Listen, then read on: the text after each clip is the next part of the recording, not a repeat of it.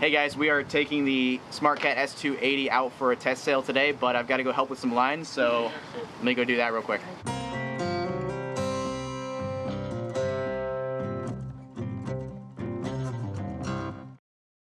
We are on board the Smart Cat S280 with Mac. I'm the dealer for the Smart Cat in US. Mac is having us aboard for this test sail. We want to thank him a lot. Yeah, no problem. Thank you for coming. Good have fun, you know.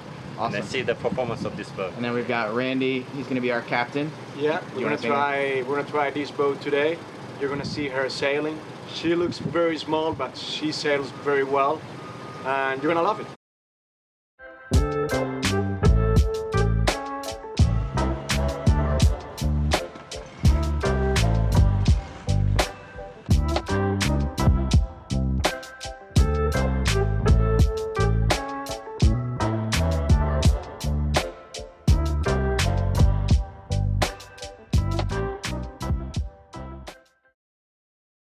So we've got a bridge opening here at 17th Street Bridge. We've got about 5 bridges to go under before we get to Biscayne Bay, and then we can start sailing. And we're going basically straight through the heart of Miami. It's kind of cool. I've never done this by boat before. Weekend is fun here. A lot of boats and so many boats try to go out. So when it's open, everybody tries to rush and try racing. Did you see that boat with Paul dancing and the girls dancing in the bow? Or dancing boat? Have you seen that? No. So why they are doing that? Why are they doing that?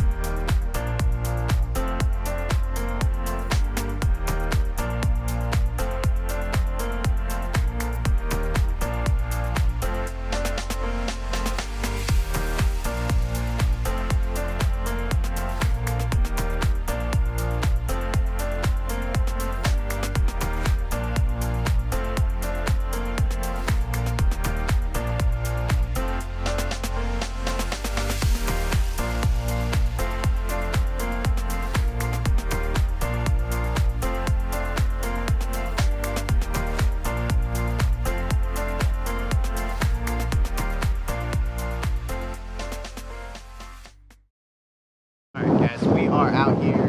Pretty windy. We are close hauled right now, and we are going 5.5 knots. So we're falling off now. Let's see how fast we can go. Mac's flying his drone. You haven't lost the drone yet, have you? Not yet. Okay. Today's the first day. My drone on the water. What do you think, Ren? Day. I mean, it's overcast, but it's not like super hot because it's overcast, which is nice. It's a different type of sailing than what I'm used to, but we're doing pretty good. Different from the mono. Oh yeah. Yeah. Oh yeah. I feel like I'm driving a bus. Yeah. Instead of like more of a sports car, you know? Yeah, it is a bus. But you know what? It's a bus that has 3 cabins, 1 head, a giant space that's, you know, to hang out. It's a party boat.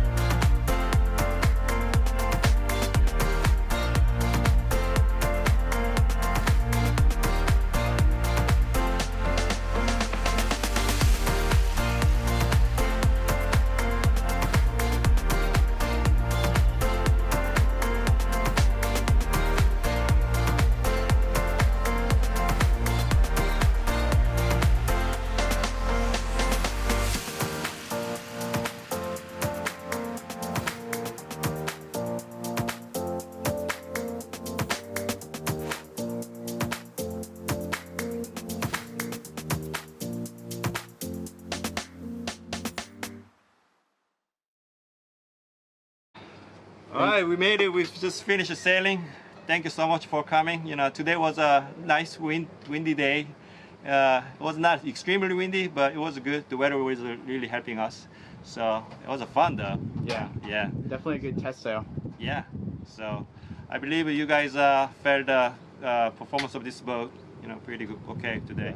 Yeah. Definitely. So thank you so much, Mac, and thank you, Randy, other Randy, Thank you guys. for getting us here safely. No, thank you. You were amazing. And this Randy, this is my wife, Randy. Today.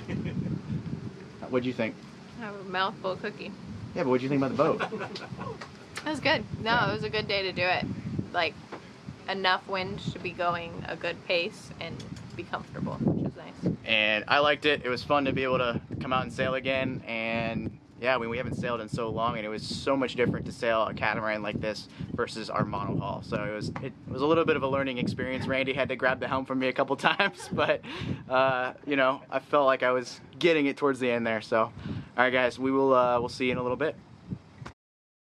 So, Randy, after going out for a day sail on the Smart Cat, what do you think about it? It's a cool little boat. There's a few things that stood out to us that need to change, keeping in mind that obviously this is their first boat in the US, so they're already aware that there's things that they want to change, but we're going to point some of those out to you as well. It became very clear in sailing it that this is definitely a weekender kind of boat, like a little party boat. I know we basically got that idea when we were touring it, but it was even more obvious when we sailed on it. So what about you? What are your thoughts? So I'm going to start with the good. I do think this boat had a lot of good. Now, I do think that there has been a gap in the market, or a need in the market, for a budget cruising catamaran, a budget day sailor, just a boat that is not crazy expensive, that your average person can afford and go out on and have fun on. And I do think that this boat fulfills that need. It successfully does what it is designed to do. Is there any good that you wanted to talk about, Randy? So for the most part, I was just kind of staying out of the way. I got to the helm a little bit, but it was an enjoyable ride, I can say that. So it was a very stable boat. I think it's because it's such a wide design, I would think. Yeah, and it has, I think, for its beam, it has a pretty small rig, so even on a beam reach, it felt like we weren't heeling at all. Oh, so, yeah, definitely.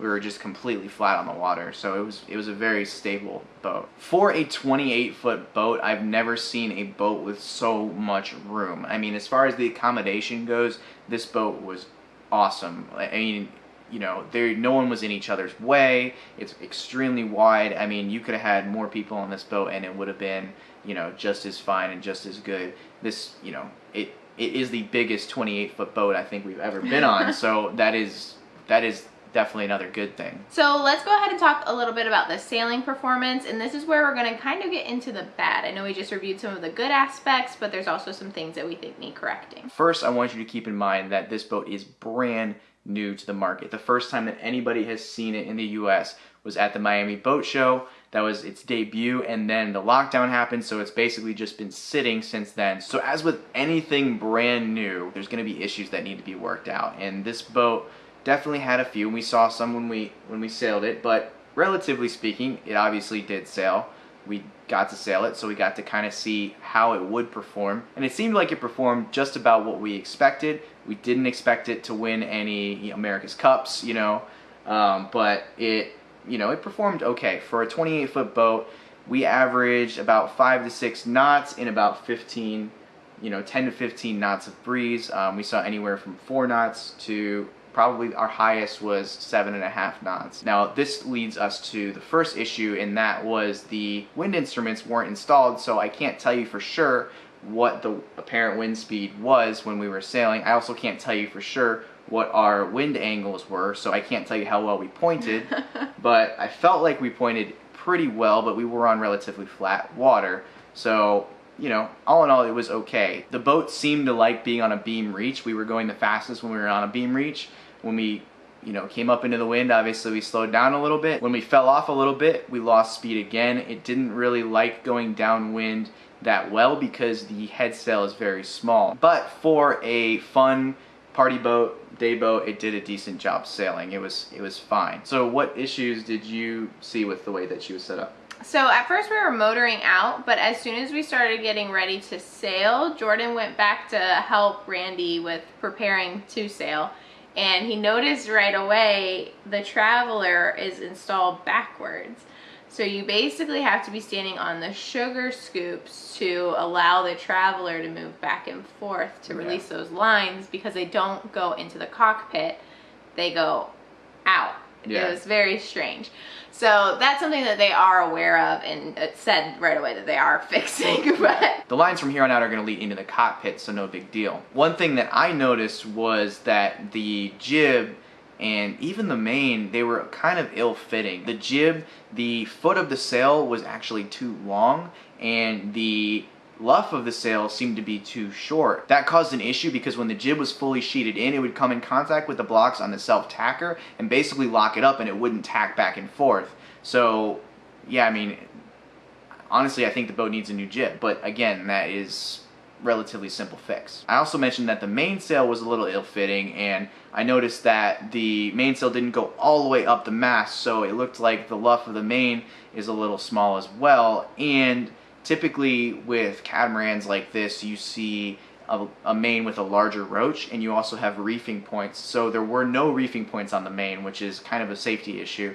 And there's, you know, there wasn't that big of a roach. It was actually a pretty small roach. So, I mean, again, a better sail would make this boat sail a little better with regards to that. I also mentioned a code D or a spinnaker or something like that for downwind would definitely help this boat out, because it doesn't have a lot of front end, so that means the jib is really small and it's kind of useless going downwind. also, we noticed as we were going through all of the compartments in the cockpit that the gas fill and gas tank were installed in the same area as the batteries. And this kind of seems like it might be a safety issue, so we recommend, that they be separated. Yeah, and that can be done as well. The batteries don't need to go in that location. They can go in another compartment. Easy fix.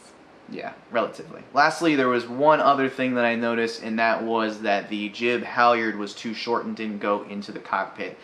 Another easy fix. I know Jordan just said lastly, but something else popped into my head, and that was just as we were touring, I was noticing a little bit of issues with finishing, like rough edges, extra mastic, things like that. But that's something that I think as they continue building boats, it would improve. Yeah, for sure. And something to think about is that this is a budget boat. This is never going to be finished like a privilege. Yeah, absolutely. So, but yeah, I mean, there's fixes there too. So now that we just went through all of the things that we think can be improved upon on this boat, I did want to mention that Mac, who is the U.S. distributor for Smart Cat, he's a really nice guy, really awesome guy. I'm in contact with him still, and I sent him a list and kind of a more detailed explanation of all the things that we saw, and he's going to look through them, and he's also going to contact a professional rigger to get everything fixed and, you know, worked on and looked at. So that is pretty good. He's definitely receptive to, you know, what we saw. He's a sales guy. He's not necessarily a sailor yet, so he's bringing in the professional help to help with the rigging of the boat. So the contact info for Mac and Smart Cat is going to be in the description below. As always, guys, we hope you enjoyed this video. Make sure you leave a like. Let us know what you think about the boat in the comments down below. Hit subscribe to follow along with our journey, and the notification bell if you want to know each and every time we upload a video. See you guys. Bye.